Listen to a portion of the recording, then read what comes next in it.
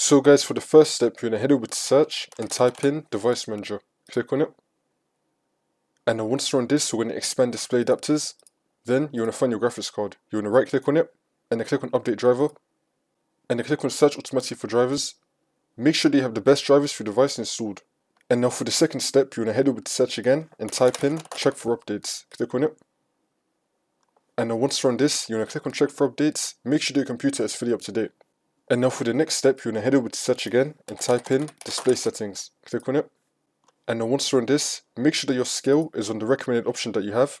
And then you want to expand display resolution. Make sure that that's also been selected to the recommended option. Now where it says display orientation, you're going to choose landscape, whichever one's correct for you. Now you're going to scroll down and then click on advanced display. And then once you're on this, make sure that you have your correct monitor selected. And then make sure that your refresh rate is also correct. If that's still not working, then you want to select display adapter properties for display. And now this will come up. Now we're going to go to properties and then click on driver. If it lets you roll back your driver, then you want to do that. See if that works for you. And then once you do all of that, you just want to restart your computer and then the problem should be fixed.